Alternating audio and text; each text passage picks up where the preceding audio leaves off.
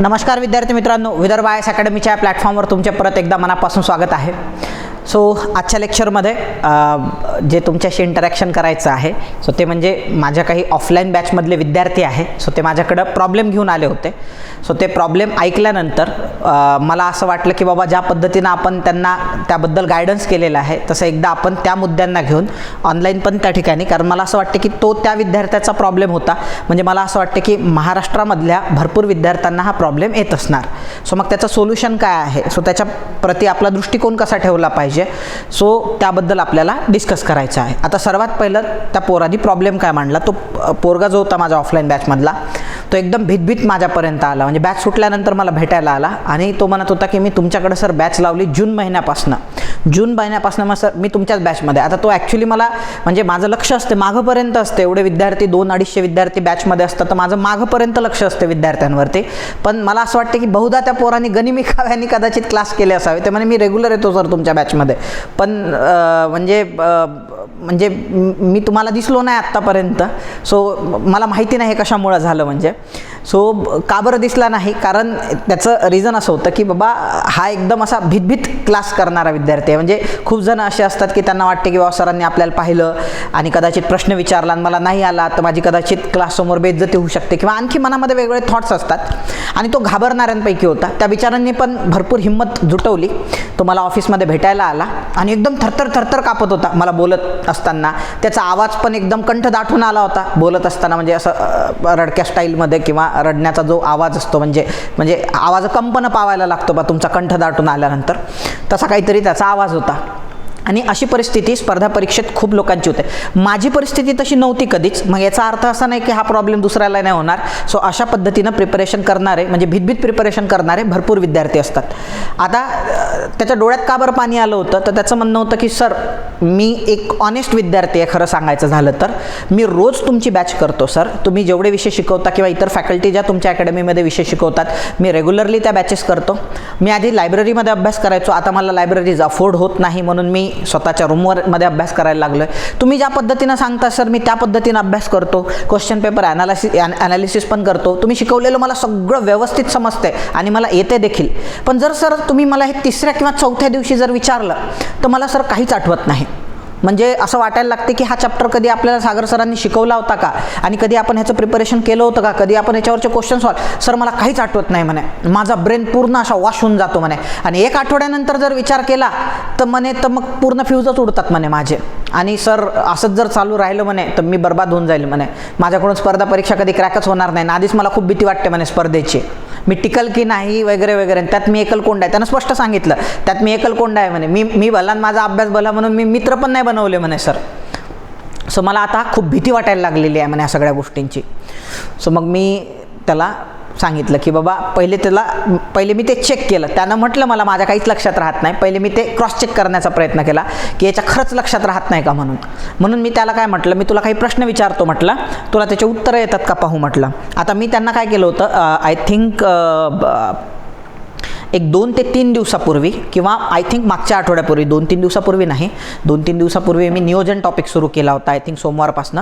शुक्रवारी शनिवारी त्यांचा एक टॉपिक संपला होता. तो म्हणजे उद्योग टॉपिक त्यांचा संपला होता. इकॉनॉमिक्समधला उद्योग टॉपिक संपला होता. आणि तो पोरगा मला परवा वगैरे भेटायला आलेला होता. तेव्हा त्याला मी विचारलं की आता उद्योग शिकून झालेला आहे, 4-5 दिवस झालेला आहे उद्योग, तो अभ्यास केला का घरी. हो म्हणे सर मी केला आहे, पण मला काहीच आठवत नाही म्हणे सध्या. आणि तुम्ही मला जर विचारलं तर मला येणार पण नाही म्हणे सर काही सांगता. मी म्हटलं मला चेक तर करू दे. मग मी त्याला विचारलं की IIP मी तुम्हाला पहिल्याच दिवशी शिकवलं होतं, त्याचा लॉंग फॉर्म काय. त्यानं सांगितलं मला की बाबा IIP म्हणजे इंडस्ट्रियल, म्हणजे IIP it's a index of industrial production. त्यानं मला सांगितलं की इंडेक्स ऑफ इंडस्ट्रियल प्रोडक्शन असते सर. म्हटलं काय खास बात आहे IIPची, इतरांपेक्षा तो का वेगळा आहे. सर याच्यामध्ये व्हॉल्यूम मोजल्या जातो म्हणे आणि बाकी याच्यामध्ये किमती मोजल्या जातात. व्हॉल्यूम मोजल्यामुळे खऱ्या अर्थाने आपल्या देशाची वाढ आपल्याला लक्षात येते म्हणे. म्हटलं ठीक आहे. कोण कॅल्क्युलेट करते सर, CSO कॅल्क्युलेट करत असते. कधी जाहीर करते म्हटलं त्यांचा अहवाल, सर दर महिन्याच्या 12 तारखेला जाहीर करते म्हणे. म्हटलं ठीक आहे. मी तुम्हाला ह्याच्याशी रिलेटेड IIP शी रिलेटेड मी तुम्हाला काही 8 कोर इंडस्ट्रीज सांगितल्या होत्या. म्हटलं गाभा उद्योग क्षेत्र कोणकोणते होते, तर मी तुम्हाला डायग्राम काढून सांगितली होती. म्हणजे मी त्याला डायग्राम काढून दाखवली एका पेजवर. चल सांग म्हटलं याच्यात काय काय. त्या पोरांबरोबर सांगितलं इथं रिफायनरी आहे सर, याच्यातून प्रोडक्ट सांगितलं होतं तुम्ही, नॅचरल गॅस मिळते. म्हणजे 8 इंडस्ट्रीज लक्षात ठेवण्यासाठी मी त्यांना एक ट्रिक तयार करून दिली होती. आतमध्ये रिफायनरी होतं, त्याच्या बाहेर म्हटलं इथून नॅचरल गॅस बाहेर पडतो, बाय प्रोडक्ट म्हणून फर्टिलायझर बाहेर पडते. त्याच्यानंतर ही कंपनी बांधण्यासाठी आपल्याला स्टील आणि सिमेंट लागते, मग ते स्टील आणि सिमेंट लिहायला लावलं. इनपुट आपण क्रूड ऑइल टाकतो त्याच्यामध्ये आणि खालून दगडी कोळसा जाळतो म्हटलं. तर मग हे जे सगळे बोललो आपण, दगडी कोळसा, त्याच्यानंतर क्रूड ऑइल रिफायनरीज, बाहेर पडणारा नॅचरल गॅस, त्याच्यानंतर स्टील, सिमेंट आणि फर्टिलायझर. सो हे जे 7-8 उद्योग आहेत तुमचे, हे 7-8 इलेक्ट्रिसिटी एक, हे जे 7-8 उद्योग आहे याला 8 गाभा क्षेत्र म्हणतात. त्यांना 8ला 8 गाभा क्षेत्राचे जसं शिकवलं होतं तसंच सांगितलं. का रे भाऊ म्हटलं, तू तर म्हणत होता थोड्या वेळाबरोबर माझ्या काहीच लक्षात राहत नाही, तुला तर माझ्यापेक्षा जास्त लक्षात राहते. म्हटलं की तुला माझ्यापेक्षा चांगलं लक्षात आहे, मला जेवढं शिकवलेलं नंतर नसेल तेवढं तुला जास्त आता लक्षात आहे. अरे सर हे कसं काय झालं म्हणे. मग मी तुला सांगितलं तुझा मेजर प्रॉब्लेम लक्षात राहत नाही हा नाही आहे. मी त्याचं कौतुक केलं पहिले की तू राजा अभ्यास करतो आणि अभ्यासाप्रती तू ऑनेस्ट आहे. तुझ्या मनात खूप साऱ्या प्रश्नांनी काहूर माजलेला आहे, तुझी परिस्थिती नाही आहे पण तरी तू अभ्यासाची साथ सोडली नाही. आणि आज तुम्हाला भेटायला आला, तू अभ्यासाची साथ सोडली नाही म्हणून सगळं तुझ्या बाबतीत ठीक आहे. फक्त एक गोष्टीची कमतरता आहे तुझ्या ह्याच्यामध्ये, तुला सगळं जमतं आहे म्हटलं. मेन प्रॉब्लेम काय, तू स्वतःला ताण देत नाही. आता तुला का आलं म्हटलं, कारण मी तुला ताण दिला, तुझ्यासमोर वाघ बसलेला होता म्हटलं आणि तुझी अवस्था बकरी किंवा हरणासारखी झाली होती म्हटलं. आहे ना ते हरणीचे पाडस व्याघ्रधरी येले तसं मैज जाहले ऐसे देवा म्हणतो ना आपण, की बाबा म्हणजे हरणाला कसं वाघ पकडतो म्हणजे. सो तशी कुठंतरी तुझी अवस्था झाली होती की आपल्याला उत्तर नाही आले तर काय होईल बाबा आपलं, म्हणून तू तुझे 100% दिले म्हटलं. तू काय दिले, तुझे 100% दिले. पोट्टासारखा बोललास म्हटलं राजा, याचं लक्षात. सो एवढंच नॉलेज पाहिजे म्हटलं पोस्ट काढण्यासाठी, जेवढं तू व्यवस्थित सांगितलंयस मला, आणि याच्यावरच परीक्षेमध्ये प्रश्न येतात म्हटलं. पण मग सर मला हे एकट्यात का बरं नाही जमत म्हणे. मी म्हटलं तुला तुझ्यात कमतरता आहे, ते म्हणजे तुला स्वतःचे पोटेन्शियल ताणता येत नाही आहे. की बाबा मला कोणत्याही परिस्थितीत आलंच पाहिजे, तू त्याला डू ऑर डाय सिच्युएशन क्रिएटच करत नाही म्हटलं स्वतःसमोर. तुझा अभ्यास असतो, तुला आठवते पण जे ताकद लावावी लागते. मग मी त्याला एक एक्झाम्पल पण दिलं, ते माझ्या मित्राचंच होतं, जो राज्यसेवेतून डेप्युटी कलेक्टर झाला, त्याचा ऑल महाराष्ट्र रँक 5 होता आणि UPSC मधनं IPS झाल्यानंतरच्या कालखंडामध्ये तो राज्यसेवेतून डेप्युटी कलेक्टर काढण्याच्या आधी 2दा तो तहसीलदार, आणि 2दा त्याला पोस्ट मिळाल्या होत्या, तहसीलदार, मुख्याधिकारी वगैरे. सो 2दा पोस्ट होल्डर, मग डेप्युटी कलेक्टर, मग UPSCतनं IAS झाला होता. त्या पोराची मी त्याला स्टोरी सांगितली की लोक किती पोटेन्शियल स्वतःचे ताणतात हे पहा म्हटलं. तर काय व्हायचं, जेव्हा आम्ही मेन्सचा अभ्यास करायचो राज्यसेवेचा, तर आमचं दोघांचं एकमेकांशी पटायचं, कारण आम्ही दोघंही जण अभ्यासाप्रती डेडिकेटेड होतो आणि खूप अभ्यास करायचो आणि एकमेकांशी बोलत असताना अभ्यासाबद्दलच बोलायचो. मग तो माझी रूम जी आहे माझ्या लायब्ररीपासनं, म्हणजे सेनापती बापट रोडला माझी लायब्ररी होती, तिथपासून बाजूला शिवाजी हाऊसिंग सोसायटीमध्ये 1-2 गल्ल्या सोडल्या, 100 मीटर हार्डली 100 मीटरवर माझी रूम असायची. तो लायब्ररीतला डब्बा, अभ्यासिकेतला डब्बा घेऊन माझ्या रूमवर यायचा खायला. का, कारण येण्यात शतपावली पण होते आणि याच्यासोबत डिस्कस पण करता येते. तर मग आम्ही HRDच्या स्कीम डिस्कस करायचो राज्यसेवेमधल्या. तो मला स्कीम विचारायचा, मी त्याला स्कीम विचारायचो. मग एकदा काय झालं होतं, एक नवीनच योजना आली होती, आय थिंक उज्ज्वला की कोणती तरी नवीन योजना होती. सो त्यामध्ये 5 कोटी की 5.5 कोटी, म्हणजे त्याला एक्झॅक्टली आठवत नव्हतं की 5 कोटी सिलेंडर द्यायचे आहे की 5.5 कोटी सिलेंडर द्यायचे आहे. तो एवढा व्याकुळ झाला की तो अर्ध्या जेवणातून उठला, थांब म्हणे मी लगेच आलो म्हणे लायब्ररीत. पळत गेला, तो रेफरन्स चेक केला त्याने आणि परत वापस आला आणि म्हणे अरे 5.5 कोटी का 5 कोटी, त्यानं सांगितलं मला आल्यानंतर. म्हटलं अबे उठून जायची काय गरज होती, आपण जाणार होता. मला करमतच नाही म्हणे, मला आलं नाही ना, करमतच नाही. मग हे जो करमत नाही वाला प्रकार आहे ना पोट्ट्यांनो, तो तुमच्यामध्ये असला पाहिजे. याचं लक्षात, याला म्हणतात जीव तोडून अभ्यास करणे, जी जान से म्हणतो ना आपण त्याला. आपलं कसं असते, जमलं तर जमलं, नाही जमलं तर पाहून घेऊ आपण, असं नाही. तुम्हाला तुमचे 100% देता आले पाहिजे आणि स्वतःचे पोटेन्शियल ताणता आले. त्यानं काय केलं नेमकं, त्यानं पोटेन्शियल ताणलं म्हणून तो पोस्ट डिझर्व करतो. विद्यार्थी मित्रांनो, प्रत्येकच पोरगा हा हुशारच असतो आणि पोस्ट काढतो असं नाही. काही मेहनती कॅटेगरीमधले पण विद्यार्थी असतात आणि मला असं वाटते की मला ऐकणारे बहुधा ह्या कॅटेगरीमधले विद्यार्थी असावे की जे खूप मेहनत करतात पण त्यांना पाहिजे तसं फळ मिळत नाही. त्याचं कारण आहे. आणि तू जर म्हटलं ह्याच्यासाठी एकदा पोटेन्शियल ताणलं ना म्हटलं उद्योग नावाच्या टॉपिकसाठी, आता तो जो माझा मित्र आहे याच्या आयुष्यात परत त्या स्कीमवर क्वेश्चन आला ना, तो पोट्टा कधीच चुकवणार नाही. म्हणजे माझा जो मित्र होता तो कधीच चुकवणार नाही प्रश्नाचं उत्तर. का, कारण त्याच्यासाठी त्यानं तेवढी मेहनत घेतलेली आहे, तेवढा कस त्याच्यासाठी लावलेला आहे, तेवढा त्रास सहन केलेला आहे. भर जेवणातून उठून जाणं 100 मीटर लायब्ररीमध्ये किंवा अभ्यासिकेमध्ये आणि परत येऊन. सो हे डेडिकेशन त्याच्यात जवळ होते. म्हणजे जेवढे डेडिकेशन्स आपल्याकडेही असले पाहिजे. मला एवढंच सांगायचं आहे की तुम्ही आठवून पाहण्यासाठी पण जोर लावला पाहिजे. ह्याचं लक्षात, जसं अभ्यास करण्यासाठी, रिव्हिजन करण्यासाठी, PYQ सोडवण्यासाठी जसा तुम्ही जोर लावता ना, आणि कसं होते, उद्योग टॉपिक आहे, माझ्याकडून शिकले, घरी जाऊन अभ्यासला, तेव्हाच्या तेव्हा PYQ सुटले तर सगळे बरोबर येतात. 7-8 दिवसानंतर आपल्याला काहीच आठवत नाही. मग तुम्हाला असं वाटते की मला 7-8 दिवस नाही, महिन्याभरात पण आठवलं पाहिजे, तर तुम्ही आत्तापासून आठवण्याची जी प्रक्रिया आहे, त्याच्यानंतर वेगवेगळ्या डायग्राम्सच्या मार्फत हे आता मला कसं काय सुचलं की बाबा ह्या 8 कोर इंडस्ट्री लक्षात राहत नाही म्हणून डायग्राम काढली पाहिजे. हे जे जास्तीचे उपद्या हे कोणत्याच पुस्तकात असं दिलेलं नाही डायग्रामॅटिक वेनं. मी का बरं तयार केलं? कारण मला त्या गोष्टीची चिंता होती. मला माहीत होते मी काही दिवसात विसरून जाणार आहे 8ला 8 उद्योग, किंवा याच्यात एखादा नवीन उद्योग घुसवला, 8 कोर इंडस्ट्रीमध्ये रसायन जर घुसवला त्यांनी, तर माझा प्रश्न चुकून जाणार. म्हणून मी बरोबर त्याची डायग्राम तयार करून ठेवली. सो अशा पद्धतीनं तुम्ही स्वतःचे पोटेन्शियल ताणले पाहिजे. तुम्ही आठवलेल्या गोष्टी म्हणजे केलेल्या गोष्टी तुम्हाला आठवतात का, त्यासाठी तुमच्या मनामध्ये तळमळ असली पाहिजे, चिंता असली पाहिजे. सो हे असं काहीतरी केलं पाहिजे. लक्षात, म्हणजे त्या पोराचा जो एकदम घाबरायचा, ज्याचं मॉरल एकदम डाऊन होतं, तो जात असताना एकदम कॉन्फिडन्स घेऊनच झाला, म्हणजे घेऊनच गेला, म्हणजे हसतच गेला. तो ज्याचा आधी आवाज कंपन पावत होता तो हसत हसत गेला. म्हणजे येतं लक्षात, तुझं आहे तुझं पाशी परंतु जागा चुकलासी. सो त्याला रिअलाईज झालं की मला सगळं येते आहे, माझ्या जवळचं आहे, माझ्या ठाई आहे सगळं, फक्त मला त्याचं रिअलायझेशन नव्हतं. आता त्याला रिअलायझेशन झालं, आता तो ताणायला सुरुवात करणार स्वतःचे पोटेन्शियल, म्हणजे त्याचा कॉन्फिडन्स आणखी वाढणार. आणि जसा जसा कॉन्फिडन्स वाढेल तसे स्पर्धा परीक्षेमध्ये यशस्वी होण्याच्या त्याच्या शक्यता वाढत जातील.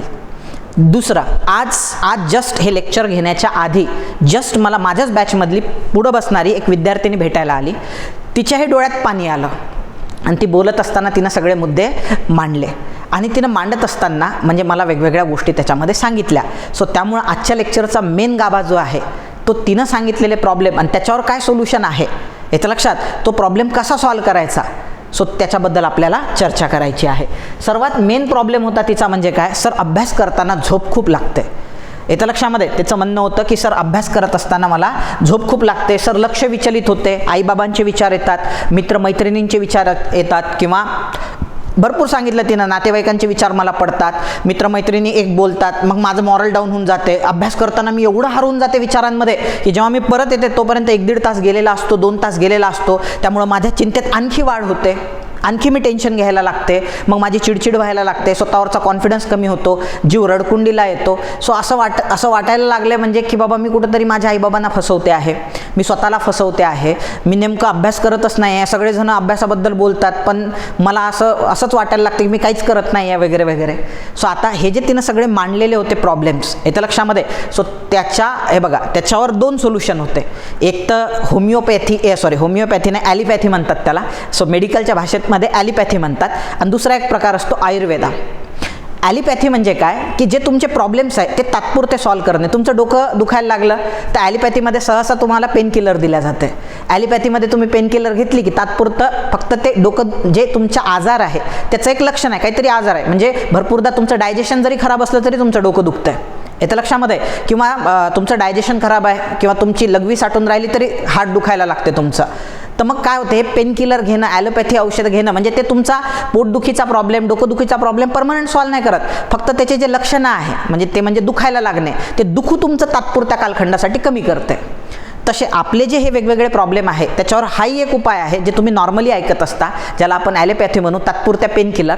आणि एक उपाय आहे तो म्हणजे आयुर्वेदा काय करत असते, नेहमी कुठल्याही प्रश्नाच्या जडमूल म्हणतो आपण त्याला, सो मुळाशी जाते आणि तो असा उचकटून, त्याला चाणक्य नीती म्हणतात. म्हणजे चाणक्याचं म्हणणं होतं की मी जर रस्त्याने चालायला लागलो आणि माझ्या पायात जर काटा बुडाला तर मी फक्त पायातला काटा काढत नाही, तर त्या काट्याचं झाड शोधतो. त्या काट्याचं झाड शोधल्यानंतर ते काट्याचं झाड उपटून काढतो, आणि उपटून काढल्यानंतर जिथं जिथं त्याचे मुळं होते तिथं तो काहीतरी म्हटला होता की मीठ आणि दही किंवा साखर दही काहीतरी टाकतो, जेणेकरून आयुष्यात तिथं परत, म्हणजे भविष्यात कधी परत तिथं ते झाडच उगवलं नाही पाहिजे. याला आयुर्वेदा म्हणतात. म्हणजे जडमूल सहित काय करायचं, तो प्रॉब्लेम उखाडून टाकायचा, त्याच्यानंतर ते प्रॉब्लेमच नाही आले पाहिजे तुमच्या जीवनात. म्हणून आपण काय करणार आहे, ह्या प्रॉब्लेमच्या मुळाशी जाणार आहे की हे सगळे प्रॉब्लेम झोप येणे वगैरे वगैरे का बरं क्रिएट होतात. सर्वात महत्त्वाचं त्याचं कारण आहे तुमचा अभ्यासाप्रती असणारा ॲटिट्यूड. भरपूर जण अभ्यासिकेमध्ये, घरी म्हणा, नातेवाईकांकडे म्हणा, वेगवेगळ्या ठिकाणी जाऊन अभ्यास करत असतात. तर अभ्यासाचा मोटिव्ह काय असतो त्यांचा, तर त्यांनी कुठंतरी ऐकलं असते की स्पर्धा परीक्षेत खूप अभ्यास करावा लागतो, रात्रंदिवस एक करावे लागते, 16-16 घंटे अभ्यास. कोणीतरी त्यांना काय केलेलं असते, सांगितलेलं असते की अभ्यास खूप करावा लागतो. म्हणून ते बिचारे जातात, रोज झोपेतून उठतात, अभ्यास करावा लागतो, जाऊन बसतात, अभ्यास करतात, चालू असते त्यांचे, म्हणजे त्याला पाट्या टाकणे हा प्रकार म्हणतो, म्हणजे रोज ते अभ्यास करत असतात पहा. किंवा मग दुसरं म्हणजे काय की भरपूर जणांचं असं असते की माझ्या आजूबाजूचे सगळेजण अभ्यास करतायत म्हणून मग मी पण अभ्यास करणार, म्हणजे माझ्या आजूबाजूचे सगळेजण अभ्यासू आहेत, रोज लायब्ररीत येऊन अभ्यास करतात म्हणून मग मी त्यांच्यासोबत मला पास व्हायचं आहे म्हणून अभ्यास करतो. किंवा मला कोणतरी आईबाबांनी सांगितलं आहे, एखाद्या शिक्षकांनी सांगितलेलं आहे, बाबा सागर सरांनीच कुठेतरी म्हटलं खूप अभ्यास करावा लागतो एका लेक्चरमध्ये, म्हटलं समजा की दिवसातला तुम्हाला दिवसाची रात्र करावी लागते आणि खूप कष्ट घ्यावे लागतात, कोणतरी म्हटले बाबा तज्ज्ञ माणूस आहे सांगत असेल काहीतरी म्हणून अभ्यास करतोय बाबा. सो ह्या अँगलनी जर तुम्ही त्या ठिकाणी कुठंतरी अभ्यास करताय, सो याच्यामुळं तुमच्या मनामध्ये म्हणजे किंवा तुमच्या अभ्यासामध्ये भरपूर प्रॉब्लेम्स क्रिएट होतात. कारण कोणीतरी ते सांगितलेलं असते, तुम्ही मनापासून तो अभ्यास करत नसता, कोणीतरी म्हटलेलं आहे म्हणून करत असता किंवा कोणतरी करते आहे म्हणून स्वतःला त्याच्याशी कम्पेअर करायचं आहे, तो 12 तास करतो तर मी 13 तास करून दाखवेल बाबा. सो ह्या अँगलनी जेव्हा तुम्ही अभ्यास करता त्याच्यात वेगवेगळे प्रॉब्लेम्स क्रिएट होतात. सर्वात पहिला प्रॉब्लेम क्रिएट होतो तो म्हणजे झोप लागणे किंवा सतत जांभळ्या येणे. काही काही तर मुलं असे आहे सकाळी 6ला उठतात आणि 8 वाजता त्यांना झोप लागायला सुरुवात होते. बाहेरून नाश्ता करून आले, चहा पिऊन येतात तरी झोप लागते त्यांना. तुम्ही पाहिलं असेल अभ्यासिकेमध्ये सकाळी 9 वाजता झोपलेले पोरं दिसतात तुम्हाला. आहे म्हणजे मी ह्या सगळ्या याच्यातून गेलेलो आहे, मी पाहिलेलं आहे अशा विद्यार्थ्यांना. दुपारी पण झोपतात, संध्याकाळी पण झोपतात, असे विद्यार्थी आहे. झोप लागणे हा स्पर्धा परीक्षेमध्ये हा लय मोठा प्रॉब्लेम आहे पोरांचा. पण झोप लागल्यामुळे जेव्हा झोपेतून उठतो ना आपण आणि जेव्हा आपल्याला कळतं ना आपला अभ्यास नाही झाला बाबा, आपण जरा जास्त झोपलो अभ्यासिकेमध्ये, मग तेव्हा काय व्हायला लागते, गिल्ट फील व्हायला लागते की यार आपण काय करतोय, आपल्या घरच्यांनी झोपा काढायला पाठवलं का, रात्री तर आपण मस्त 7 तास झोपलो होतो तरी सकाळी हेच आपण करतो आहे. मग ते थोडंसं निराशाजनक ती बाब असते, म्हणजे नैराश्य येते त्याच्यामधून. दुसरं लक्ष विचलित होणे. हे जर करायचं म्हणून तुम्ही अभ्यास करत असाल पोरांनो तर तुमचं लक्ष सतत विचलित होत राहणार. कोणी आलं, थोडीशी खुर्ची जरी वाजली तर त्याच्याकडे पाहणार आपण का खुर्ची वाजली आहे. त्याच्यानंतर म्हणजे वेगवेगळं, किंवा एखादी अभ्यासिकेमध्ये सुंदर मुलगी आली, सगळे तिच्याकडे पाहायला लागले की आपण पण तिच्याकडे पाहायला लागणार याच्या लक्षामध्ये, किंवा सतत मग तिच्याकडे लक्ष जाणार. त्याच्यात जर ती बाजूला बसली तर मग संपलंच, म्हणजे कारभारच बुडाला. म्हणजे आपला ती जर बाजूला बसली तर मग आपल्याला सुंदर सुंदर वास पण यायला लागणार मेकअपचा तिच्या, येत्या लक्षामध्ये केसांचा वास यायला लागणार. मधामधात अभ्यास करता करता तिची नजर चुकून आपण तिच्यावर नजर टाकण्याचा प्रयत्न करणार. सो ह्याच्यामुळं काय होते, डायव्हर्जन्स क्रिएट होतात. हे करतो लय मजा येते, 5-6 तास झाले ना आपल्याला वाटते यार आपला सगळा वेळ गेला गड्या, आपल्याला तर आज हा टॉपिक कंप्लीट करायचा. परत गिल्ट फील होते माणसाला, परत वाईट वाटायला लागते, मनामध्ये वेगवेगळे विचार येणे. हे अशा पद्धतीनं जर तुम्ही अभ्यास करताय तर तुम्हाला हे प्रॉब्लेम फेस करावे लागतात. मनामध्ये वेगवेगळे विचार यायला लागतात तुम्हाला की बाबा आई वडील, त्याच्यात मग काय होते, कोणतरी एखादं सहज बोललेलं असते अभ्यासिकेच्या बाहेर आणि ते आपल्या मनात सहज म्हटलं सरक रे तिकडं, असं जरी म्हटलं, अरे बा मला कसं काय सरक म्हटलं, हा एवढ्या उद्धटपणे कसं काय बोलू शकतो. त्याला तो काही बोलत नाही, पण लायब्ररीमध्ये सतत विचार येणार, माझा अपमान झाला, मला असंच बोलला हा. मग ते वाईट वाटायला लागते की बाबा असं का बरं बोलला असेल. मग जास्तीचे विचार करणे, किंवा मित्र फोनवर काही बोलून गेला तुम्हाला. सो वेगवेगळे विचार त्या ठिकाणी मनामध्ये यायला लागतात, म्हणजे डायव्हर्ट व्हायला लागतात. आई बाबा असेच बोलले, मित्र माझे असेच बोलतात माझ्याशी, नातेवाईक असेच बोलतात. त्यानंतर सतत भीती वाटायला लागणे. मग ह्या जर गोष्टी घडल्या तर मग सतत भयभीत होणे, माझं कसं होईल, आता परीक्षा येणार आहे, एप्रिलमध्ये परीक्षा आहे, जूनमध्ये परीक्षा आहे, मेमध्ये परीक्षा आहे, एकच परीक्षा आहे, आता काय होईल माझा अभ्यास होत नाही व्यवस्थित, सगळे पोरं लायब्ररीतले अभ्यास करतायत, माझा एकट्याचाच होत नाही आहे काय की, माझं होईल की नाही बाबा परीक्षेत, याची भीती वाटत राहणे. त्याच्यानंतर सतत चिंता वाटणे, भीती वाटणे. त्याच्यानंतर वाचलेल्या गोष्टी लक्षात न राहणे, जसं त्या पोराचा प्रॉब्लेम झाला होता. सो असे वेगवेगळे प्रॉब्लेम्स त्या ठिकाणी काय व्हायला लागतात, याच्यामुळे क्रिएट व्हायला लागतात. आता याच्यावर जर तुम्ही ॲलोपॅथिक सोल्युशन काढतो म्हटलं, किंवा वेगवेगळे शिक्षक याच्यावर बोलताना दिसतात, ते काय म्हणतात, एक काम करा, तुम्हाला झोप लागते ना, तुम्ही तोंडावर पाणी मारत चला, रात्री व्यवस्थित झोप घ्या, येत्या लक्षामध्ये. किंवा मग हे अशा पद्धतीचे तुम्हाला ते सोल्युशन्स देतात की बाबा तुम्ही थोडंसं चहा वगैरे पिला पाहिजे झोप लागू नये म्हणून, वगैरे वगैरे ते सोल्युशन सांगतात. येत्या लक्षामध्ये झोप लागली, लक्ष विचलित होऊ नये म्हणून सकाळी व्यायाम करा, योगा करा, वगैरे वगैरे तुम्हाला त्याच्यामध्ये ते सजेशन्स देत असतात. मनात विचार येत असतील तर मग ते सांगतात की बाबा तुम्ही स्वतःचा कॉन्फिडन्स हाय ठेवा, वगैरे वगैरे सगळं ते बोलत असतात, सगळे ह्या बाबतीवर बोलत असतात. मग तुम्ही जर याच्यावर असं सोल्युशन काढतो म्हटलं की झोप लागते म्हणून, मग मी काय करणार की बाबा काहीतरी चेहऱ्यावर पाणी मारून येणार, चहा पिण्याचा प्रयत्न करणार, किंवा वेगवेगळे थोडंसं उठून उभं राहणे, फिरून येणे बाहेरून. मग काय होते, तुम्ही याच्यावर जर असे तात्पुरते सोल्युशन काढत राहिले ना पोरांनो, सो गोष्ट अशी होते की मग एकंदरीत जो आपण अभ्यास करतो ना तो फायनली कष्टप्रद बनत जातो. म्हणजे असं वाटतं की यार मी खूप कष्ट करून ह्या गोष्टी करतोय, दुःखप्रद होऊन जातो की यार खूप अडचणी चाललेल्या आहेत त्याच्यामध्ये, की खूप त्रास मला त्या ठिकाणी सहन करावा लागतो. येतं लक्षात. म्हणजे तुमच्या बाबतीत, म्हणजे मला अभ्यासाच्या बाबतीत पर्सनली ह्या अडचणी आल्या नाही, पण मला जर तुम्ही सांगितलं की सागर सर तुम्हाला रनिंग करायची आहे आणि मी जर रनिंग करतो म्हटलं आणि माझ्या रनिंग करणं जीवावर येत असेल तर मला रनिंग करणं कष्ट म्हणजे खूप कष्टप्रद वाटणार की मी धावतोय. मी विचार करणार यार हे हलके लोक लवकर धावत आहेत, त्यांच्या पायावर वजन कमी पडते आहे, त्याच्यामुळे ते इझिली धावू शकतात. माझं वजन जास्त आहे, माझ्या मांड्या दुखायला लागतात, माझे पाय दुखायला लागतात, एवढं धावल्यानंतर माझ्यात थकवा येईल, टीचिंग करण्याची माझ्यामध्ये कपॅसिटी शिल्लक राहील की नाही. कष्टप्रद होत जाते, दुःखद होत जाते ह्या सगळ्या गोष्टी, नकोशा वाटायला लागतात. कशाला यार धावतोय आपण, धावून पण असं कोणतं वजन कमी केलं आहे आपण, हे असे सगळे. म्हणजे हे मी तुम्हाला माझ्या बाबतीत सांगतोय. तुमच्या बाबतीत अभ्यासाच्या बाबतीत जर बोलायचं झालं तर यार मी का बरं एवढी मला झोप लागते, मी कॉम्प्रोमाइज करतो, एवढी झोप मी कॉम्प्रोमाइज केली. मी रोज सकाळी 7-8 वाजता झोपायचो, पण आता मी 7-8 वाजता झोपत नाही आहे, दुपारी मी झोपत नाही आहे, पण मी एवढे कष्ट घेतोय पण यार माझ्या तरी अभ्यास लक्षात राहत नाही आहे. मग हे सगळं दुःखद, नकोसं, कष्टप्रद आणि खूप असं वाटायला लागते की यार काय, म्हणजे मी खूप त्रासात राहून हे सगळं करतोय. आणि याही गोष्टी अशा पद्धतीनं केल्या ना त्याचं आउटपुट येत. मी जर रनिंग ह्या पद्धतीनं गेली ना मग त्याचं पाहिजे तसं आउटपुट येत नाही, किंवा ज्या इफिशियंटली मी रनिंग करायला पाहिजे, ज्या इफिशियंटली तुम्ही अभ्यास करायला पाहिजे त्या इफिशियंटली अभ्यास होत नाही.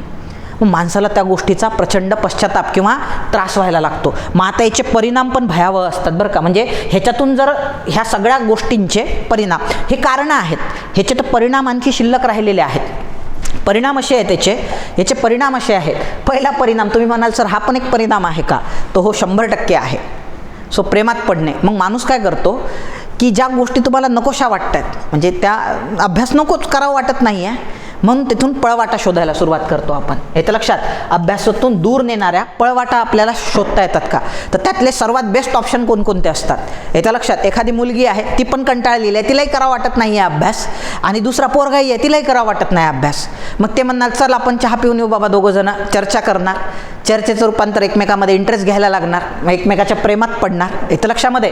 सो हे प्रेमात पडणे अशी प्रकार घडतात. तुम्ही अभ्यासिकेमध्ये हे जवळून पाहिलेले असतील. म्हणजे सो मित्र बनल्यानंतर त्यांचं रूपांतर प्रेमामध्ये झालं आणि ते नॅचरल पण आहे, मी त्याला विरोध करत नाही आहे. सतत मोबाईलमध्ये लक्ष घालणे, म्हणजे अभ्यास करावा वाटत नाही म्हणून मोबाईल घ्यायचा, सो त्याच्यामध्ये मग व्हिडिओज पाहत बसायचे. येतं लक्षामध्ये. सो अभ्यासाच्या नावाखाली कॉमेडी व्हिडिओ पाहत राहायचे. म्हणजे लय लोकांना हे कळत नाही की आपण व्हिडिओ नॉलेज गेन करण्यासाठी पाहतो की स्वतःला एंटरटेन करण्यासाठी. येतं लक्षात. म्हणजे महाराष्ट्रात आणि भारतात पण असे खूप टीचर आहेत जे तुम्हाला लेक्चरमध्ये नॉलेज कमी आणि तुमचं एंटरटेनमेंट जास्त करणे हा त्यांचा हेतू असतो, जेणेकरून व्ह्यूज वाढले पाहिजे. म्हणून तुम्हाला आजकाल ते कॉम्पिटिशन झालं आहे ना, तर आता कॉम्पिटिशनमुळं नॉर्मली क्वालिटी वाढत असते. येतं लक्षात. आता स्पर्धा परीक्षेमध्ये कॉम्पिटिशन खूप आहे, म्हणून आयोगाला क्वालिटी स्टुडंट मिळत आहेत, कारण कॉम्पिटिशनमधून क्वालिटी येत असते. याच्यावर UPSCने ऐसे विचारलेलं आहे एकदा. पण हे कॉम्पिटिशनमधून एंटरटेनमेंट पण निर्माण होते, हे आता हे स्पर्धा परीक्षा विश्वात ते ऑनलाईन लेक्चर पाहिल्यानंतर जाणवायला लागलेलं आहे.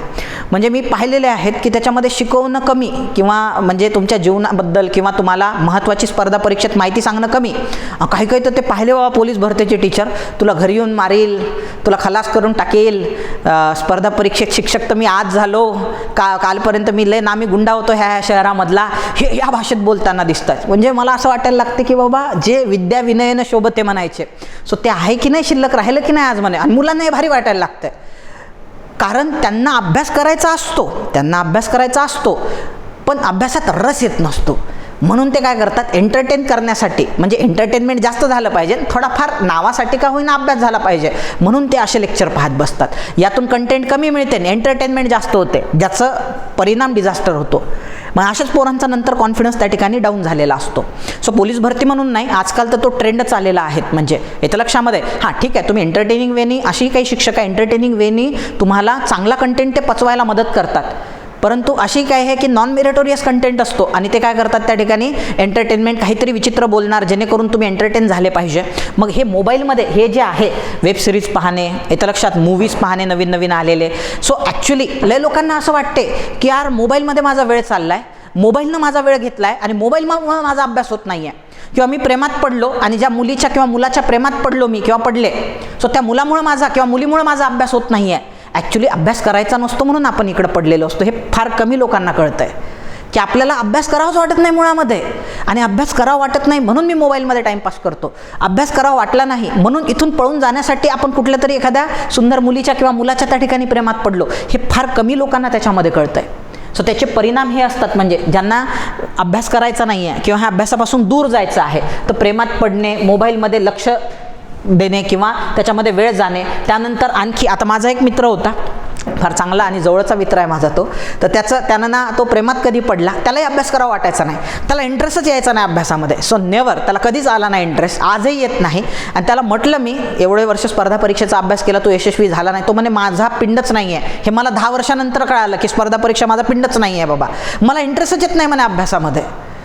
सो म्हणून तो काय करायचा, त्याचं ह्याच्यात लक्ष असायचं, म्हणजे कायम त्याचं जेवणामध्ये लक्ष असायचं. तो रात्री झोपताना पण सकाळी नाश्ता काय करणार याचा विचार करून झोपायचा. नाश्ता केल्यावर त्याला चिंता असायची दुपारी कुठं जेवण जायचं आहे. रोजची जी मेस असायची त्याच्यावर त्याला खावंसं नाही वाटायचं. आमच्या बाजूला एक तारांगण नावाची मेस होती, तिथं 50 रुपयात पोट भरून भेटायचं. 2012-13ची गोष्ट आहे. सो म्हणजे तिथं मग 50 रुपयात जेवायला जाऊ सागर आपण, म्हणून त्याला त्याची चिंता. आणि दुपारी जेवण झालं की रात्रीच्या जेवणाची चिंता, की रात्री आपण व्हेज खायचं की नॉनव्हेज खायचं. सो याची त्याला चिंता लागलेली असायची. सो मग सतत त्याच्या जेवणात कधी कधी त्याला असं वाटायचं, यार जेवणाच्या विचारांमुळे माझा अभ्यास होत नाही आहे. पण त्याला हे कधीच रिअलाईज झालं नाही की अरे आपल्याला अभ्यासच करायचा नाही आहे म्हणून आपलं जेवणात लक्ष जाते किंवा जीवनाच्या विचारांबद्दल लक्ष जाते, जेवणाबद्दल लक्ष. त्याच्यानंतर व्यसन भरपूर जणांमध्ये मग काय करतात ते बघा, मी जेव्हा नुकताच स्पर्धा परीक्षेला सुरुवात केली होती, माझे काही सिनियर्स होते, म्हणजे कॉलेजमधले सिनियर्स होते, केमिकल डिपार्टमेंटचेच होते. ते बँकिंगचा अभ्यास करायचे आणि ते काय करायचे म्हणजे व्यसनाधीनता, म्हणजे रोज संध्याकाळी पार्टी, त्याच्यामध्ये दारू पिणे, सिगरेट पिणे, पार्टी करणे, नॉनव्हेजच्या पार्टी वगैरे, हॉटेलमध्ये वगैरे जाणे. सो हे उद्योग करायचे ते, येते लक्षामध्ये. सो त्याच्यामुळं असे खूप सारे विद्यार्थी आहेत जे व्यसनधीनता किंवा पार्टीच्या मागं लागलेले आहे, पार्ट्या करतात. त्याच्यानंतर सगळ्यांचा अभ्यास होतोय, माझा होत नाही आहे, ही चिंता सतत त्याला सतावायला लागते. म्हणजे ह्या पद्धतीनं, म्हणजे मी तुम्हाला काय सांगतोय की जर तुम्ही हा ॲटिट्यूड ठेवून अभ्यास करत असाल की कोणीतरी मला सांगतंय आई बाबा खूप अभ्यास करावा लागतो स्पर्धा परीक्षेमध्ये पास व्हायचं, तर गुरुजन वर्ग सांगतोय, मित्र सांगतायत, आई बाबा सांगताय म्हणून मी अभ्यास करतो, बाकीचे लोक लायब्ररीमध्ये अभ्यास करतो तर मलाही अभ्यास करावा लागणार, म्हणून जर अभ्यास करत असाल तर तुम्ही ह्या सगळ्या प्रश्नांना त्या ठिकाणी बळी पडणार. याच्यावर जर तुम्ही प्रत्येक गोष्टीवर सोल्युशन काढत गेले पोरांनो, तर तुमचा अभ्यासातला किंवा हा जो स्पर्धा परीक्षेतला प्रवास आहे हा कष्टप्रद, दुःखद, नकोसा व्हायला लागेल. येतं लक्षात. मग याच्यावर सोल्युशन काय सागर सर? तर सोल्युशन आहे की अभ्यासात तुम्ही इंटरेस्ट जनरेट केला पाहिजे. What should be your attitude toward study, सगळं बोलू आपण. रस कसा निर्माण करायचा, अभ्यास काय, त्याच्यापासून सगळं बोलू आपण. तर याच्या सगळ्यांवर एकच सोल्युशन आहे, म्हणजे हे जे प्रॉब्लेम्स आहे ह्याचे जे परिणाम आहे आणि हा अभ्यास कष्टप्रद, नकोसा, दुःखी होण्याऐवजी एंटरटेनिंग बनला पाहिजे, आनंददायी बनला पाहिजे, सुखदायी बनला पाहिजे. आणि कुठंतरी एक थोडीशी ती ऊर्जा म्हणतोय आपण, सकारात्मक ऊर्जा, ती माझ्यामध्ये निर्माण झाली पाहिजे. कारण मी खूप चांगलं कार्य करतोय माझ्या जीवनामध्ये, मी अभ्यास करतोय. सो त्यासाठी तुम्हाला अभ्यासामध्ये इंटरेस्ट घ्यावा लागेल, सो रस घ्यावा लागेल. आता अभ्यासामध्ये इंटरेस्ट घेण्यासाठी सर्वात पहिले तुम्हाला कुठल्याही गोष्टीमध्ये इंटरेस्ट घेण्यासाठी, कुठल्याही गोष्टीत तुम्ही इंटरेस्ट घ्या, त्या गोष्टीचं तुम्हाला महत्त्व माहिती असलं पाहिजे, तरच त्या गोष्टीमध्ये तुम्हाला इंटरेस्ट येतो. लय लोकांना पैशात इंटरेस्ट येतो, लय लोकांना पैशांमध्ये इंटरेस्ट असतो. का बरं पैशात इंटरेस्ट असतो? कारण जीवनातले सगळे कामं पैसा करतो, पैशामुळे तुम्हाला प्रसिद्धी मिळते. ही रियालिटी आहे, फॅक्ट आहे. खूप जण म्हणतात की पैशानं सुख विकत घेता येत नाही. मान्य आहे की तुम्ही पैशाने सुख विकत घेऊ शकत नाही, मात्र तुमच्याकडे पैसे नसेल ना तर दुःख तुमच्याकडे ऑटोमॅटिक येते. येतं लक्षात. खूप जण म्हणतात हे काय पैसा म्हणजे हाताचा मळ आहे, पैशात काही पडले, हे गरीब लोक म्हणत असतात. हे जे उद्गार आहे ना सगळे, जे पैशाबद्दल जे लोक निगेटिव्हली बोलतात, म्हणजे हे लोक जे निगेटिव्हली बोलत असतात पैशाबद्दल, हे सगळे पैसा कमवू न शकलेले किंवा अपयशी झालेले माणसं बोलत असतात, हे लक्षात घ्या. म्हणून त्या ठिकाणी आपण ह्या गोष्टी, म्हणजे जीवनाचे मी 4 आधारस्तंभ नेहमी म्हणतो, त्याच्यामध्ये एक पहिला महत्त्वाचा आधारस्तंभ पैसाच आहे, दुसरा आहे तुमचे रिलेशन्स म्हणजे नातेसंबंध, तिसरा हेल्थ आहे आणि चौथा आहे सोशल सर्व्हिस, आपण ज्याला म्हणतो समाजाप्रती आपलं काही देणं असते. हे 4 पिलर ज्याला मजबूत किंवा बॅलन्स करता आले तो जीवनामध्ये जिंकला.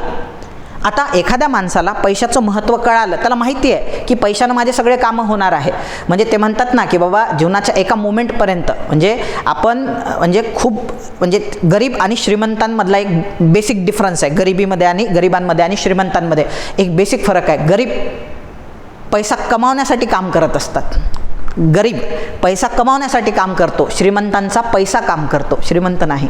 श्रीमंतांचा पैसा काम करतो. मग आता तुम्हाला हे माहिती आहे की बाबा मला जीवनामध्ये जर सगळे कामं माझे इझिली व्हावं आणि कमीत कमी माझ्या जीवनात प्रॉब्लेम यावे. प्रॉब्लेमलेस कोणाचंच आयुष्य नाही. अंबानीला पण प्रॉब्लेम आहे, सगळ्याच लोकांना प्रॉब्लेम आहे. त्या प्रॉब्लेमचं प्रमाण कमी असलं पाहिजे आणि माझ्या पैशाने सगळे माझे प्रॉब्लेम सॉल्व्ह केले पाहिजे. ज्या दिवशी तुम्हाला महत्त्व पटते पैशाचं, त्या दिवशी तुम्ही पैसा कमवण्यासाठी ॲटोमॅटिक प्रयत्न करायला लागतात आणि त्याच्यासाठी करावा लागणाऱ्या कामामध्ये ॲटोमॅटिक इंटरेस्ट येतो. तसं तुम्हाला जर वाटते स्पर्धा परीक्षा पास व्हावी, त्यासाठी अभ्यास करायचा आहे, पण अभ्यास या पद्धतीनं नाही करायचा आहे कारण सागर सर म्हणतात, कारण माझे आईबाबा म्हणतात, कारण माझे नातेवाईक म्हणतात, माझे मित्र म्हणतात म्हणून नाही करायचं आहे, किंवा इतर लोक करतायत म्हणून नाही करायचं आहे. तर मला अभ्यासामध्ये त्या ठिकाणी रस निर्माण झाला पाहिजे. रस निर्माण होण्यासाठी मला अभ्यासाचं महत्त्व माहिती असलं पाहिजे. जसं पैशाचं महत्त्व माहीत असलं तर पैशामध्ये ऑटोमॅटिक रस निर्माण होतो माणसाचा, की यार जीवनातले सगळे प्रॉब्लेम सॉल्व्ह, सगळी लक्झरी तुम्हाला पैसा मिळवून देते आहे. जो आपण म्हटलेला आहे एन्जॉय म्हणतो आपण लाईफला, प्लेजर म्हणतो, सॉरी एन्जॉय नाही प्लेजर म्हणतो, ते मला पैसा मिळवून देते आहे माझ्या जीवनामध्ये. मग ऑटोमॅटिक आपल्याला पैशामध्ये रस यायला लागणार, कारण पैशाचं महत्त्व आपल्याला पटलेलं असते. तसं अभ्यासाचं महत्त्व पहिल्यांदा समजून घ्या पोरांनो. अभ्यासाचं महत्त्व जर तुम्ही समजून घेतलं तर तुम्हाला ऑटोमॅटिक अभ्यासाप्रती तुमची ओढ निर्माण होईल. बघा येत्या लक्षामध्ये आपल्याला आयुर्वेदिक पद्धतीनं हा प्रॉब्लेम सॉल्व्ह करायचा आहे, जड मूल सहित उखाडून काढायचं आहे त्याला. त्यासाठी अभ्यासाप्रती ॲटिट्यूड निर्माण करण्यासाठीच हे लेक्चर आहे. सर्वात महत्त्वाचं तुम्ही हे लक्षात घेतलं पाहिजे की मी अभ्यास का करावा, अभ्यासाचं महत्त्व काय आहे एखाद्या माणसाच्या जीवनामध्ये. तर तुम्हाला मी एक साधं एक्झाम्पल देतो. तुम्ही स्वातंत्र्य लढा भारताचा शिकले असाल, भारताचा स्वातंत्र्य लढा. मला एकतरी त्याच्यामध्ये असा नेता दाखवा स्वातंत्र्य लढ्यामध्ये की जो अनक्वालिफाईड होता किंवा त्याचा अभ्यास नव्हता, अनक्वालिफाईड होता, किंवा त्याच्यामध्ये ती ॲबिलिटीज नव्हती शैक्षणिक की तो स्वातंत्र्य लढा लढू शकेल. तुम्हाला एकही सापडणार नाही. तुम्ही एक्झाम्पल घ्या, सुभाषचंद्र बोस ICS परीक्षेत 4थे होते, महात्मा गांधी बॅरिस्टर होते, डॉक्टर भीमराव आंबेडकर बॅरिस्टर होते, बाबासाहेब आंबेडकर बॅरिस्टर होते. ते त्यांच्या शिक्षणाबद्दल तर बोलायची गरजच नाही आहे. म्हणजे त्यांच्याबद्दल शिक्षणाबद्दल बोलणे म्हणजे सूर्याला आयडेंटिटी कार्ड मागितल्यासारखं आहे. म्हणजे बाबासाहेबांबद्दल बोलायचं झालं तर ज्ञानसागर होता हे सर्वांना माहितीच आहे. त्याच्यानंतर जवाहरलाल नेहरू हे पण उच्च विद्याविभूषित होते. सरदार वल्लभभाई पटेल ते पण बॅरिस्टर होते. अहो भगतसिंगाचं जरी एक्झाम्पल घेतलं ना, तुम्हाला भगतसिंग वाटतो गन घेऊन जाणारा किंवा जाऊन एखाद्याला मारणारा, सॉन्डर्सची हत्या करणारा, त्याच्या शरीराची चाळणी करून टाकणारा.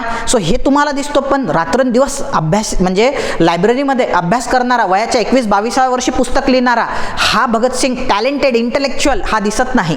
म्हणजे लोकांना फक्त सुपरफिशियल गोष्टी पाहायला आवडतात. गेला गोळ्या घातल्या, बरं गेलं सॉन्डर्सला खल्लास केलं, अरे पण हा माणूस किती इंटेलेक्च्युअल होता हे पहा ना. येत्या लक्षामध्ये. तुम्ही कोणती समाज सुधारणेची चळवळ घ्या, महात्मा ज्योतिराव फुले भयंकर स्कॉटिश मिशनऱ्यांच्या शाळांमध्ये त्यांचं शिक्षण झालेलं होतं. महात्मा ज्योतिराव फुलेंचं म्हणजे जे तत्कालीन जे पेन आहे किंवा हार्बर्ट स्पेन्सर असतील, थॉमस पेन आहे, यांच्या विचारांचा प्रभाव होता त्यांच्यावरती. त्यांनी पण प्रचंड पुस्तकं लिहिली. सगळे इंटेलेक्च्युअल आणि अभ्यासू लोक लक्षात घ्या.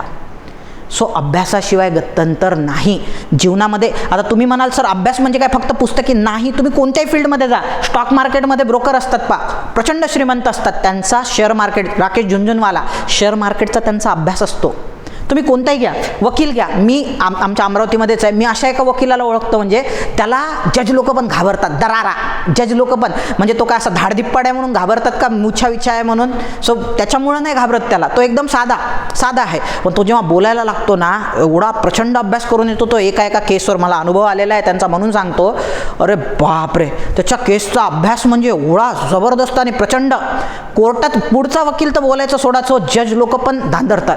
आणि तो बोलताना जज साहेबाला म्हणतो, सर तुम्हाला माहीत, म्हणजे रिस्पेक्टेड वेनी इज्जत काढतो, म्हणजे की सर तुम्ही ह्या केसचा अभ्यास केलेला नाही आहे का? म्हणजे जजला चॅलेंज, म्हणजे जज पण दरावतात म्हणजे त्याच्याकडे पाहून म्हणजे त्याच्या अभ्यासाला घाबरतात. जीवनामध्ये तुम्ही जेवढे लोक, डॉक्टर लोक घ्या, शिक्षक, आता तुम्हाला पहा ना भारतामध्ये किती शिक्षक आहेत तो, पण जे सिरियसली अभ्यास करतात, प्रिपरेशन, काही मोजक्या शिक्षकांना तुम्ही फॉलो करता ना.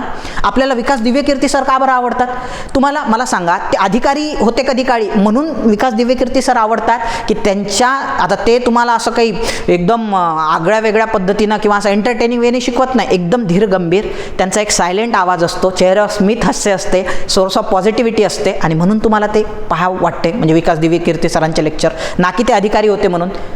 असे कितीतरी अधिकारी आहे भारतामध्ये ज्यांनी IAS सोडलेलं आहे. IAS पद जे इंडियन ॲडमिनिस्ट्रेटिव्ह सर्व्हिसेस सोडलं आणि ते स्पर्धा परीक्षेत शिकवायला आलेले आहे, तरी लोक पाहत नाही. आपल्या ह्याच्यामध्ये MPSC मध्ये चांगल्या कमिशनर रँकचे पोरं आहेत ज्यांनी पद सोडून दिलं, पण त्यांना जास्त लोक ऐकत नाही. काही मोजक्याच लोकांना तुम्ही ऐकत असता का? कारण त्यांचा अभ्यास चांगला असतो. विकास दिव्यकीर्ती सरांचा अभ्यास चांगला आहे म्हणून आपण त्यांना ऐकतो, किंवा खान सरांचा अभ्यास चांगला आहे, ते कोणतीही गोष्ट चांगल्या पद्धतीने स्पष्ट करू शकतात का? कारण त्यांचा अभ्यास चांगला आहे म्हणून आपण त्यांना ऐकतो. गोष्ट लक्षात येते का? शिक्षक तर खूप आहे पण काही मोजक्या शिक्षकांना आपण ऐकतो. डॉक्टर तर खूप आहे पण अभ्यासू डॉक्टर, म्हणजे तुम्ही कोणत्याही क्षेत्रात जा, इथं जर झालं, म्हणजे मी नेहमी म्हणतो की अभ्यास ही पॉवर आहे. म्हणजे तुम्ही ज्यावेळेस जेन्युइनली अभ्यास कराल तुम्हाला हे रिअलाईज होईल की you have gaining the power, आणि त्या पॉवरचे तुम्हाला कितीतरी, म्हणजे अभ्यास केला तर तुम्हाला असं वाटेल. आता मी माझं स्वतःचं एक्झाम्पल सांगतो. मला प्रचंड भीती वाटायची बायोलॉजीची. माझी एक फिलॉसॉफी आहे की बाबा आपल्याला एखादा विषय जमत नाही ना, मी तो इगोवर घेऊन घेतो आणि इगोवर घेतला की त्याचंच पोस्टमॉर्टम करतो. मला बायोलॉजी जमत नव्हतं आणि बायोलॉजीचं पोस्टमॉर्टम करायला मला वेळच भेटत नव्हता. लॉकडाऊनमध्ये मला वेळ मिळाला, ते 2020 आणि 21मध्ये प्रचंड वेळ मिळाला, मधल्या कालखंडामध्ये ऑनलाईन येण्याच्या आधी. सो एवढा बायोलॉजीचा अभ्यास केला मी, भयंकर तुफान. एक एक शब्द तोडलेत मी बायोलॉजीतले. आता कुठलाही शब्द, कसाही शब्द आला येत्या लक्षामध्ये की त्याची फोड करत असतो. मला त्याच्याबद्दल जास्त वाचायची गरज पडत नाही. शब्दाची फोड केली की शब्द स्वतः सांगतो की मी काय आहे म्हणून.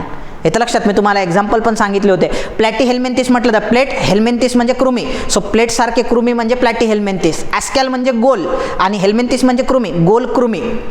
किंवा तुम्ही त्याच्यामध्ये हे म्हणजे तुम्ही एक एक त्या गोष्टीचा जसं जसं अभ्यास करत गेले तर तुम्हाला त्या गोष्टीच उलगडत जातात. त्याच्यात तुम्ही रस घेतला पाहिजे. बायोलॉजीची मला भीती वाटायची, नंतर मी बायोलॉजीचाच अभ्यास केला, मी रस घेतला. आता मला बायोलॉजी प्रचंड आवडतंय. प्रचंड म्हणजे प्रचंड मला आवडते. आता मी तुम्हाला हे आज पोरांना काय करायचं होतं मला ते सांगायचं होतं. म्हणजे बायोलॉजीचं मी तुम्हाला एक्झाम्पल देतो. मी त्यांना हिंदुस्तान अँटीबायोटिक लिमिटेड सांगितलं. शिकवत असताना मी त्यांना पूर्ण सांगितलं की बॅक्टेरिया कसा आहे, आपण जे अँटीबायोटिक खातो, येतं लक्षामध्ये? अँटीबायोटिक जेव्हा आपण खात असतो तेव्हा भरपूर जण काय करतात, डॉक्टरने लिहून दिले म्हणून जच्च्या तसे खाऊन घेतात, त्याच्यासोबत दुसऱ्या 2-3 गोळ्या खातात. आता त्यांना काहीच मत नसते की आपण नेमकी कोणती गोळी कशासाठी खातो. डॉक्टरने दिली आहे ना, यांना आपण बरं होणार आहे म्हणून त्या गोळ्या जसल्या जशा खाऊन घ्यायच्या. त्याच्यातल्या पेन किलर कोणत्या होत्या, अँटॅसिड कोणत्या होत्या, अँटीबायोटिक कोणत्या होत्या, आपण कशाकडेच लक्ष देत नाही किंवा आपल्याला त्याच्याकडे लक्ष द्यायचं नसते. पण जेव्हा आपण त्याचा अभ्यास करतो पूर्ण की बाबा ह्यानं काय होणार आहे, बरं गोळ्या खाल्ल्यामुळे त्या बॅक्टेरियापर्यंत कशा पोचतील, बॅक्टेरियाचं नेमकं काय संपवतात ते, तर सेल वॉल संपवतात. सेल वॉल असते का बॅक्टेरियाजला? हो असते. ती पेप्टिडोग्लायकॅनपासून बनलेली असते. मग त्या गोळ्यांमधलं कोणतं कंटेंट आहे जे त्या पेप्टिडोग्लायकॅनला तोडतंय. सो मग तोडल्यानंतर मग ते कशा पद्धतीनं बॅक्टेरियाज नष्ट होतात किंवा त्यांची फर्टॅलिटी कशा पद्धतीनं थांबवल्या जाते, हे जेव्हा तुम्ही अभ्यासता ना, सो एक तुमच्यामध्ये वेगळ्या प्रकारची ऊर्जा येते, एक वेगळ्या प्रकारची पॉवर येते. आणि माझ्यासारखा जेव्हा शिक्षक असा बोलायला विद्यार्थ्यांसमोर सांगतो, त्यांना हे सगळं डीपमध्ये समजावून सांगतो, पोरांना त्या शिक्षकामध्ये इंटरेस्ट जनरेट होतो आणि मी माझ्या टीचिंग फील्डला एन्जॉय करू शकतो. मला त्यातून आनंद मिळतो, विद्यार्थ्यांनाही लर्न करण्यामध्ये त्याच्यामधून आनंद मिळतो. कारण अभ्यास ही पॉवर आहे. ती पॉवर तुम्ही तेव्हाच रिअलाईज कराल तेव्हा अभ्यास कराल. आणि तुम्ही जर पाठ करून जाल, हिंदुस्तान अँटीबायोटिक लिमिटेडची स्थापना या वर्षी झाली होती, कुठं झाली होती, पुण्याजवळ पिंपरी चिंचवडमध्ये झाली होती, कोणाच्या मध्ये झाली, WHO आणि युनिसेफच्या मदतीनं झाली, हे तुम्ही आता कराल, 1 महिन्यात सगळं विसरून जाल. पण तुम्ही त्याचा जर अभ्यास केला ना प्रॉपर, तर तुम्ही कधीच विसरणार नाही आणि तुम्हाला त्याच्यामधून एक वेगळा काय मिळायला लागेल, आनंद आणि पॉवर गेनिंग जे म्हणतो ना आपण, ह्या गोष्टी मिळायला लागतील. त्यानंतर अभ्यास यशाची गुरुकिल्ली, याच्याबद्दल बोललेलोच आहे आपण. आणि अभ्यासातून तुम्हाला सुख आणि तुमचं भवितव्य पण सिक्युअर होते. म्हणून माणसाने काय केला पाहिजे, अभ्यास. सो आपण ज्या पद्धतीनं अभ्यास करतो ती पद्धतच मुळात चुकीची आहे, कारण आपण अभ्यासाला समजून घेतलेलं नसते.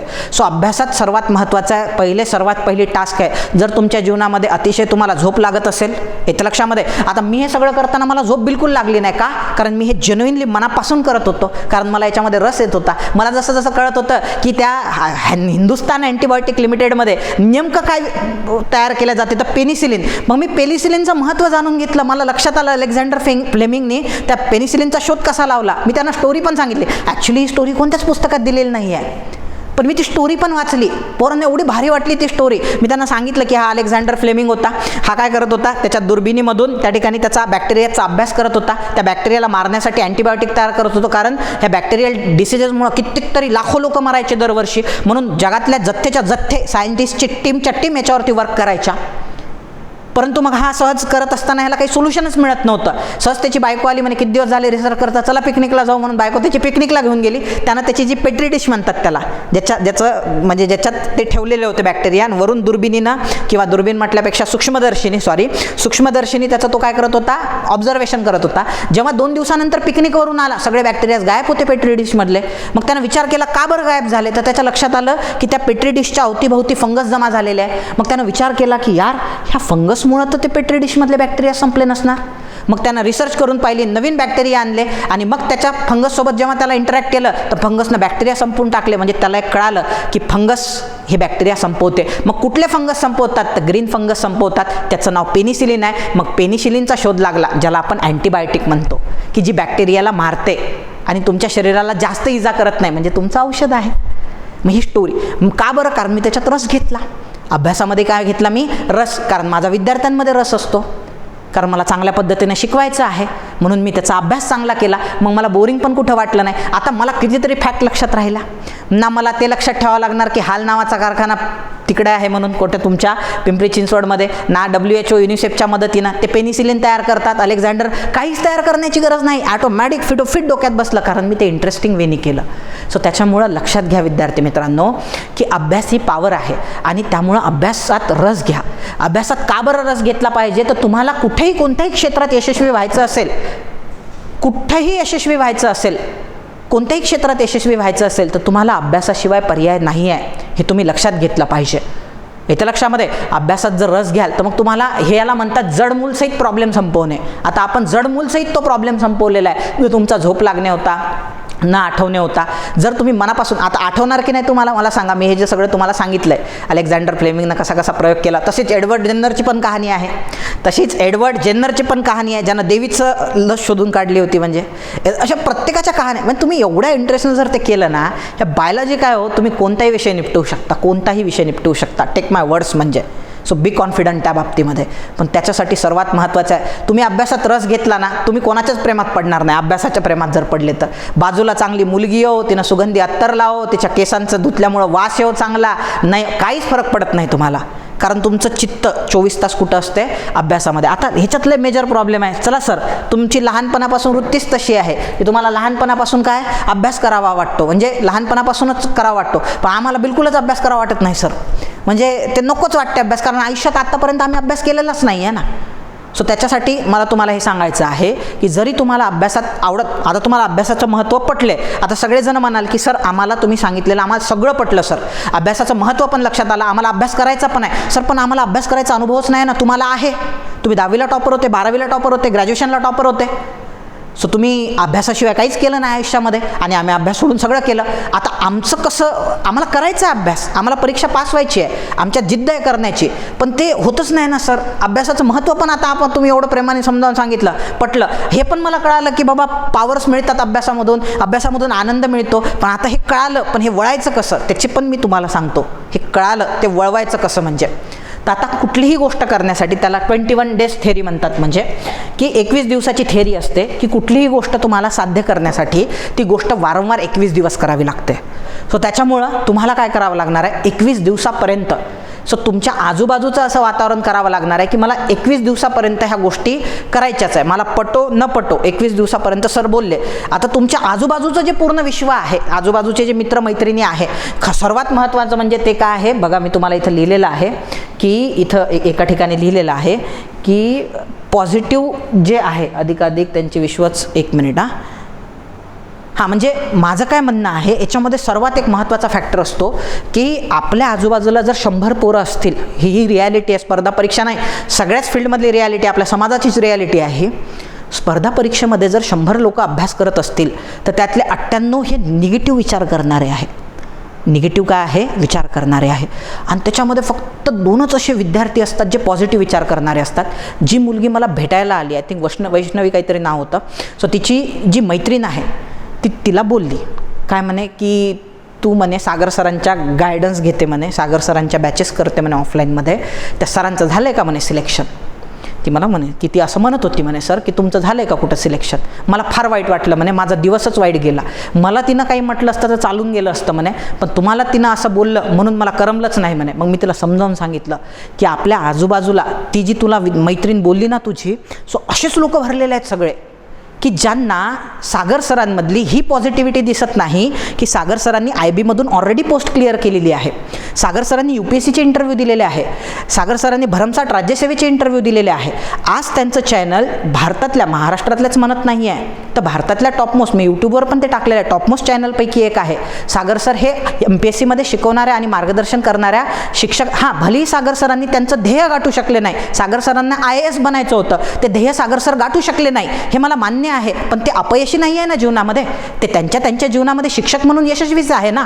मग तुला एवढं सगळं सागर सरांचं ती जर पाहू शकत नसेल आणि फक्त हेच तिनं पाहिलं असेल की बाबा सागर सरांची पोस्ट निघाली नाही, एवढीच गोष्ट तिनं पाहिली असेल, किंवा सरांनी एखादी पोस्ट जॉईन केली नाही, सिलेक्ट होऊन पण जॉईन केली नाही, ही जर माझ्यातली एवढीशी निगेटिव्हिटी पाहत असेल ती, तर मला सांग त्या पोरीचा दोष आहे की माझा दोष आहे त्याच्यामध्ये, किंवा तुझा दोष आहे. नाही म्हणे सर त्या पोरीचाच दोष आहे. म्हटलं आपल्या आजूबाजूला असेच इमॅच्युअर लोक असतात जे नॅरो माइंडेड असतात. कितीही एखादा चांगला माणूस असू द्या, अरे लोक महात्मा गांधीला पण शिव्या घालतात, हे तर लक्षात. एवढे म्हणजे क्रिटिसाइज कोणाला सोडलेलं आहे, पंतप्रधानाला शिव्या घालतात, नेहरूंना पण शिव्या घालतात. आजूबाजूला निगेटिव्हिटीच आहे ना सगळीकडं. एखाद्या माणसाने कितीही चांगलं काम करू द्या, कमेंटमध्ये एक तरी कमेंट दिसतेच तुम्हाला ते वाईट आहे. आता मी एवढं तुम्हाला सगळं सांगतो, गाईड करतो, जेन्युइनली शिकवतो, नॉलेज देतो, तरी बॅड कमेंट्स करणारे विद्यार्थी असतातच ना त्याच्यात. सो निगेटिव्हिटी कुठं नाही आहे. आपल्या आजूबाजूला मुळात सोर्स ऑफ पॉझिटिव्हिटी फार कमी उरलेले आहे. म्हणून आपण नेहमी आपल्या आजूबाजूला जे आपण मित्रमंडळ बनवतो, मैत्रिणी बनवतो, आपल्या गाववाली आहे, आपल्या जातीतली आहे, आपल्या धर्मातली आहे म्हणून बनवू नका. ती सोर्स ऑफ पॉझिटिव्हिटी असली पाहिजे. तुमच्या वाईट काळखंडात पण तिनं तुम्हाला मोटिवेट करत राहायला पाहिजे. कारण जर तुमचे मित्रच असे असतील की ज्यांना अभ्यासात रस नाही आणि तुम्हाला डिमॉरलाइज करतायत ते, कारण असे पोरं लय आहेत, ते पहिले सांगतात UPSC होत नाही, आपण MPSC करणारे पोरं आहेत, महाराष्ट्रातले, तू तर खेड्यातून आलेला आहे, तुला तर UPSCचा माहीत नाही, MPSC सुरू कर. आता MPSCचा अभ्यास बदललेला आहे, आता रायटिंग आलेला आहे किंवा ऑब्जेक्टिव्ह आलेला आहे, ते काही जमल की नाही आपल्याला, चल आपण कंबाईन करू. मग कंबाईन करता करता यार ते कंबाईन थोडक्यात राहून जाते आपली, चल पोलीस भरतीला जाऊ. सो तुम्हाला ते पोलीस भरती पण नाही करू देत, गावाकडे घेऊन जातात परत आणि तिथं जाऊन तुम्हाला क्रिटिसाइज करतात. तर त्याच्यामुळं अशा लोक किंवा असे आजूबाजूचे जे मित्रमैत्रिणी आहे याचं लक्षात. सो अशांपासून थोडंसं लांब राहायचं. आणि स्पर्धा परीक्षेत अशा लोकांचा भरणा खूप आहे. मोस्ट ऑफ द टाईम विद्यार्थी स्वतःच फ्रस्ट्रेट असतात. त्याच्यामुळं काय आहे की ते स्वतःच फ्रस्ट्रेट असल्यामुळं ते फ्रस्ट्रेशन कोणावर काढायचं म्हणून नवीन जे विद्यार्थी प्रिपरेशनला येतात त्यांना डिमॉरलाइज करण्याचा प्रयत्न करतात. निगेटिव्हली, पुण्यामध्ये तर निगेटिव्हली गाईड करणारे म्हणजे आमच्याच क्लासमधले सर सांगायचे की आपण एकाच नावेतले प्रवासी आहोत, मी पण त्याच नावेने जातो UPSCच्या आणि तुम्ही पण UPSCच्या त्याच नावेने जातायत. सो त्याच्यामुळं असं आहे की मी तुम्हाला माझं सगळं ज्ञान देऊन दिलं तर तुम्ही पहिले पोहोचाल, म्हणून मी तुम्हाला सगळं काही ज्ञान देणार नाही. सो तुम्हाला मी फक्त 30% सांगणार, 70% घरी प्रिपेअर करा. म्हणजे असे शिक्षक पण आहेत पुण्यासारख्या ठिकाणी किंवा बाकी ठिकाणी. म्हणजे सांगायचं झालं तर पुणेच म्हणून नाही, म्हणजे शिक्षकच जर सोर्स ऑफ पॉझिटिव्हिटी नसतील तर किती प्रॉब्लेमॅटिक आहे ह्या गोष्टी. म्हणून लक्षात ठेवा, तुमचं सराउंडिंग पण चांगलं पाहिजे. तिच्या डोळ्यात पाणी आलं कारण तिची जिवलग मैत्रीण तिला तसं बोलली. सो त्याच्यामुळं काय आहे की अशा लोकांकडं लक्ष द्यायचं नाही. सो तुम्हाला माहिती पाहिजे आणि तुम्ही त्या बाबतीमध्ये तुमचं विचारसरणी ती ब्रॉड असली पाहिजे. मग अशा नॅरो माइंडेड लोकांपासून तुम्ही दूर राहता आणि तुमचा आजूबाजूचा कॅम्पसच असा बनवा जो तुमच्या अभ्यासाला सपोर्ट करेल. आता 21 दिवस तुम्हाला अभ्यास करायचा आहे ना सलग, तर तुमच्या आजूबाजूला तुम्ही असंच वातावरण तयार करा. तुम्हाला पटो न पटो तुम्हाला हेच करायचं आहे की सतत काय करायचं आहे, प्रिपेअर केलं, क्लासमध्ये शिकले तुम्ही किंवा अभ्यास केला, त्याची रिव्हिजन द्यायची आहे. त्याच्यानंतर त्याच्यावरचे क्वेश्चन सॉल्व करून पाहायचे आहे. क्वेश्चन सॉल्व केल्यानंतर जर प्रश्न सुटत असतील ना तरी तुमचा अभ्यास वाढतो, कारण कॉन्फिडन्स वाढत जातो. केलेल्या याची रिव्हिजन करा, रिव्हिजन केल्यानंतर क्वेश्चन सॉल्व करा. क्वेश्चन सुटले तर कॉन्फिडन्स वाढतो, नाही सुटले तर तुम्हाला जे वाचले त्याच्यातले खाचखळगे लक्षात येतात की मी ह्या पद्धतीनं वाचायला पाहिजे होतं, ह्या टॉपिकवर जरा जास्त प्रश्न विचारलेले दिसत आहेत, ह्याच्या इयर सहित डेट सहित विचारलेला आहे, बाकीच्यांच्या डेट विचारल्या नाही, फक्त याचीच डेट विचारलेली आहे, म्हणजे मला याची डेट पण पाठ करावी लागणार. मग हे काय होते, असं जर तुम्ही सतत डोक्यामध्ये विचार करत राहिले की रिव्हिजन द्यायची आहे, क्वेश्चन सॉल्विंग करायची आहे, क्वेश्चनचं ॲनालिसिस करायचं आहे, पेपरचे डिस्कशन्स करायचे, म्हणजे माझे मित्र जे आहे मला जे पॉझिटिव्हली सपोर्ट करतात सो त्यांच्यासोबत मला डिस्कशन्स करायचे आहे. सो ह्या सगळ्या जर गोष्टी तुम्ही करत असाल ना, सो हे 21 दिवसापर्यंत जर सतत करत राहिले किंवा एखादी गोष्ट माझ्या लक्षातच राहत नाही. माझे मित्र, मी सांगतोय ना तुम्हाला, माझे मित्र, त्याच्यापैकी मी नेहमी एक्झाम्पल देतो तुषार घोरपडे सरांचं. सो ते ज्यांचं ते एन्व्हायरमेंटचं पुस्तक आहे, सुंदर पुस्तक लिहिलं तुषार सरांनी, किंवा आता त्यांनी अपडेट पण केलेलं आहे एन्व्हायरमेंटचं पुस्तक तुषार घोरपडे सरांनी. आता आय थिंक सह्याद्री नावाची त्यांनी स्वतःची अकॅडमी पण सुरू केली. आम्ही एकाच लायब्ररीत अभ्यास करायचो. अहो, रात्री 2 वाजता कोड बनवायचे ते, म्हणजे त्यांचे चक्र रात्री फिरायला सुरुवात करायचे म्हणजे, आणि असे कोड बनवायचे ते लोकसंख्येबद्दल. मग आम्हाला असं कधी वाटलंच नाही की बाबा अभ्यास हेक्टिक आहे, चॅलेंजिंग आहे. ते कोड असे बनवायचे की आम्ही कोड तर ते लक्षात कधी विसरायचोच नाही, म्हणजे वल्गर कोड असायचे, लिटरली वल्गर कोड असायचे, पण ते लॉंग टर्म लक्षात राहणारे असायचे. कारण ते सर स्वतः अभ्यासू होते. UPSCतून पण त्यांनी पोस्ट क्लिअर केलेली आहे. त्याच्यानंतर मी म्हटलं ना, माझा मित्र जो 5वा आला होता राज्यसेवेमध्ये, नंतर UPSCतून IPS झाला, तोही तसाच होता, अभ्यास करणारा तोही. मग तुमचे जर कॅम्पसच असा असेल जे रात्रंदिवस अभ्यासाचं, म्हणजे तुम्ही कोणत्या दिवशी जिंकले, ज्या दिवशी तुम्ही दिवसभर आता अभ्यास करून थकला म्हणून झोपताय, हा एक ॲटिट्यूड आहे, आणि उद्या उठून मला हा टॉपिक आणखी डीपमध्ये करायचा आहे म्हणून झोपताय, तर दुसऱ्या केसमध्ये तुम्ही जिंकले. थकले म्हणून झोपले, उद्याची काही चिंता नाही, पाहून घेऊ उद्याचं उद्या, सो त्यावेळेस जिंकले नाही. मला झोपणं हे शरीराची गरज आहे म्हणून मी रात्री 11 वाजता झोपलो, पण मला पहाटे 5 वाजता उठून परत नवीन जोमाने, नवीन एनर्जी घेऊन त्या ठिकाणी मला झोपायचं आहे, कारण मला सकाळी उठून अभ्यास करायचा आहे. हा ॲटिट्यूडने जर तुम्ही रात्री झोपत असाल, ना की अशा ॲटिट्यूडने यार खूप अभ्यास झाला, आता बोर झाला, आता थोडा आराम करू आपण, सो असा जर तुमच्यात ॲटिट्यूड राहिला, समजून चालायचं तो पहिल्या अँगलनी जातोय आपण, एकदम सुरुवातीला पाहिलेला, सगळेजण करतायत, कोणीतरी सांगितलंय, मग त्या अँगलनी चालतायत तुम्ही. सो अभ्यासाचा प्रवास तुम्ही सुखदायी बनवू शकता जर तुम्ही स्वतःच्या आजूबाजूचा कॅम्पस चेंज केला, मित्र चेंज केले, स्वतःचा ॲटिट्यूड चेंज केला, स्वतःचं विश्व हे ट्रिक्स बनवणे वेगवेगळ्या, त्याच्यानंतर रिव्हिजन करणे, क्वेश्चन सॉल्विंग करणे, त्याच्यातच रस घेणे, 21 दिवसापर्यंत हे करत राहिले ना, तुमचं विश्वास बनून जाईल. आणि मी तुम्हाला सांगतो ना, स्पर्धा परीक्षा आणि अभ्यास ह्या 2 गोष्टी जर लिंक केल्या ना, माझे विद्यार्थी, माझे मित्र जेवढे पोस्ट होल्डर आहे ना, हे सगळे अभ्यासू होते आणि त्यांचं लिटरली अभ्यासावरती प्रेम होतं, कोणीच करायचा म्हणून केला नाही. आत्ता माझी एक विद्यार्थिनी महाराष्ट्रात पहिली आली, अहो तिला तर पुण्यावरून कॉल आले, एका अकॅडमीनं पैसे ऑफर केले तिला. ती मला विचारत होती काय करू सर, ती म्हणे मला ते इथिकली पटत नाही आहे म्हणे सर, नाही तर लोकांना तर हेच वाटेल की पुण्याची विद्यार्थिनी आहे, सागर सरांनी तिचं नाव लाटलं म्हणजे वगैरे वगैरे, मी नाही जाणार म्हणे, मला पैसे नको म्हणे सर ते. म्हणजे मला त्यावेळेस फार प्राऊड फील झालं, म्हणजे की प्रायोरिटी तिनं ह्या गोष्टीला दिली. ती महाराष्ट्रात पहिली आली.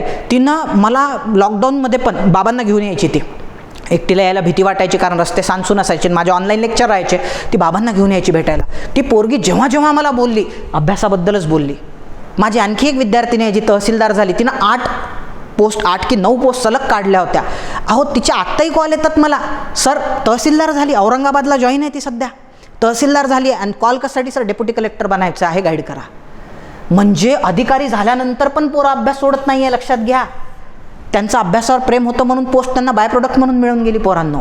तो त्याच्यामुळे अभ्यासावर प्रेम करण्याचे, मनापासून अभ्यासात रस घेण्याचे, आणि अभ्यास म्हणजे आता लय लोकांना असं वाटतं रट्टा मारणे म्हणजे अभ्यास आहे बाबा. आता एक विद्यार्थी म्हणत होता, म्हणजे माझा असिस्टंटच होता, कॅमेऱ्याची सेटिंग वगैरे जेव्हा तो करत होता तेव्हा तो मला म्हणत होता, सर ते अभ्यासाचं ते रट्टा मारले की काही दिवसांनी, अरे अभ्यास मारणं म्हणजे रट्टा नाहीच आहे ना, अभ्यास मारणं म्हणजे रट्टा नाहीच आहे. अभ्यास कोणत्या वेळी केला पाहिजे, समजून उमजून केला पाहिजे.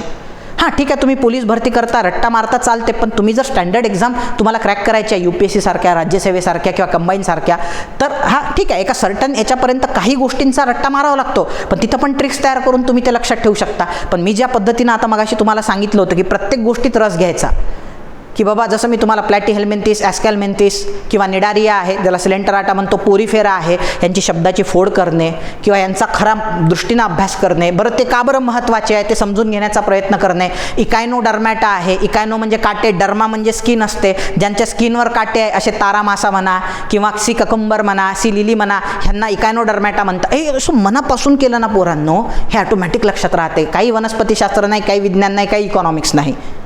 जसं मी तुम्हाला मगाशी हालचं सांगितलं, बॅक्टेरियाचं सांगितलं, बॅक्टेरियाचा अभ्यास केल्यानंतर लक्षात येते की यार काय प्रॉब्लेम आहे, आपण व्हायरससाठी औषध तयार करू शकलेलं नाही आहे, आणि केले तर त्यामुळे ऑर्गन डॅमेज होतात. कारण लय लोक लॉकडाऊनमध्ये, कोविड जेव्हा आलेला होता, व्हायरस पॅन्डेमिक चालू होता, तेव्हा कोविडमुळं कमी आणि औषधामुळं जास्त मिळाले. मग व्हायरसच्या औषधात काय बरं प्रॉब्लेम आहे, त्यासाठी तुम्हाला व्हायरस समजावून घ्यावा लागणार. सो असंच जर पद्धतीनं करत गेले ना, इटर्नल स्टडी होतो. आणि या पद्धतीने मी सांगतो ना, या पद्धतीनं अभ्यास केला ना, तुम्हाला हा फील नक्की येईल. माहीत आहे का, येतं लक्षात की मी पॉवर एक पद्धतीच्या माझ्यामध्ये येत आहेत, माझा ब्रेन खऱ्या अर्थाने हे. आणि जे मुलं असतात ना, लो कॉन्फिडंट असतात, अंडर कॉन्फिडंट, कसं बोलू, आपल्याकडे तर नॉलेजच नाही आहे, आपल्याला पॉलिटीचा पण माहीत नाही आहे, आणि हे तर पॉलिटीच्या आर्टिकल्सवर गप्पा मारतायत, तो म्हणतायत हे आर्टिकल पडलं, ते आर्टिकल पडलं, हे टफ आहे, ते टफ आहे.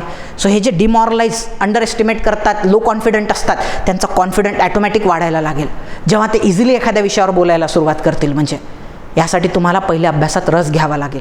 तुम्ही हे पॉवर गेनिंग, माझं असं म्हणणं एकदा अनुभवून तपा. ह्या गोष्टी एकदम क्षुल्लक होती, सर ते झोप लागायला लागली, सर ते मन विचलित व्हायला हे प्रॉब्लेम ॲटोमॅटिक सॉल्व, कारण आता आपण आयुर्वेदिक पद्धतीनं त्याची ट्रीटमेंट केली. सो अभ्यास हा जी गोष्ट आहे, हे जडमूलपाशी गेलो आणि अभ्यासच करत असताना आपण इंटरेस्ट घेऊन किंवा रस घेऊन त्या ठिकाणी आता इथून पुढं करणार आहोत. त्याच्यामुळं हे फॅक्टर्स तुमच्यामध्ये येणार नाही. येतं लक्षात. सो मी ह्याच मला ते घाटफिट, मी तुम्हाला घाटाचे एक्झाम्पल सांगितलं, लक्षात राहत नव्हते. मी माझ्या मनानेच लॉजिक लावायला सुरुवात केली की बाबा इथून इथं कोणता घाट असणार, तिथून तिथं कुठला घाट असणार. मग मी दापोलीला जायचो, मी तिकडे राहायचो, तर मग कोणता घाट असायला पाहिजे. मग ते डोंगरांचे नावं, सांगलीला कोणते डोंगर आहे, साताऱ्याला कोणते डोंगर आहे, एक विश्व तयार केलं होतं. आणि जे लोक त्या विश्वाशी छेडछाड करतात याच्या लक्षामध्ये, सो मी त्यांच्याशी बोलणंच बंद केलं होतं की तू काय गड्या, काय बोरिंग आहे हे, कुठं लागला तुझं UPSC, होणार आहे का सिलेक्शन, हे ते. अशा लोकांपासून मी दूर राहायला लागलो. मला जेव्हा वाटायला लागलं की नाही माझ्यासाठी पुणे सुटेबल नाही, मी सोडून दिलं, अमरावतीला प्रियास ट्रेनिंग सेंटरला आलो, कारण माझ्यासाठी पुणे कम्फर्ट झोन बनत चाललेलं होतं. कम्फर्ट झोन माणसाचा गळा दाबत असतो, लक्षात ठेवा. सो त्यामुळे ह्या पद्धतीनं अशा वेनी जर केलं ना, तुमच्या ह्या सगळ्या गोष्टी लॉंग टर्म लक्षात राहू शकतात आणि आनंदाने आणि हॅपीली तुम्ही तो अभ्यासही करू शकता आणि हे प्रॉब्लेम्सच तुम्हाला निर्माण होणार नाही. मग ह्या प्रॉब्लेमवर सोल्युशन शोधण्याचे तुम्हाला गरजच पडणार नाही, मला असं वाटते. चेहऱ्यावर पाणी मारा, रात्री चांगली झोप घ्या, हे जे आहे आपण ज्याला म्हणतो ॲलिपॅथी, याच्या लक्षामध्ये फक्त पेनकिलर घेऊन आजार, माझं डोकं दुखणं बंद झालं म्हटल्यापेक्षा डोकं का बरं दुखतंय, सो त्याचा प्रॉब्लेमच जर आपण सॉल्व्ह करून टाकला ना, अभ्यासात रस घेतला ना, ह्याचे प्रॉब्लेमच तुमचे कमी होऊन जातील. सो मला असं वाटतं की मला तुमच्यापर्यंत काय पोचवायचं आहे हे तुम्हाला नक्की कळालं असणार. सो तुम्हाला जर वाटत असेल की याच्यामुळे तुम्हाला नक्की बेनिफिट होईल इथून पुढं, तर मला हे कमेंट करून नक्की कळवा. त्याचसोबत तुम्ही हे पण सांगू शकता की सर आमचे हे प्रॉब्लेम होत आहेत, मला म्हणजे मला कळेल. येतं लक्षामध्ये, जरुरी नाही की मी माझा अभ्यास करताना मला जे प्रॉब्लेम आले, सो त्यापेक्षा तुमचे प्रॉब्लेम कदाचित वेगळे असू शकतात. माझा वेगळा आहे बॅकग्राऊंड, तुमचा वेगळा आहे. सो तुम्ही ते पण कळू शकता आणि तुम्हाला जर लेक्चरबद्दल काही मत व्यक्त करायची असेल ते पण कमेंट बॉक्समध्ये त्या ठिकाणी करू शकता. भेटूया आपण पुढच्या लेक्चरमध्ये. तोपर्यंत धन्यवाद. जय हिंद.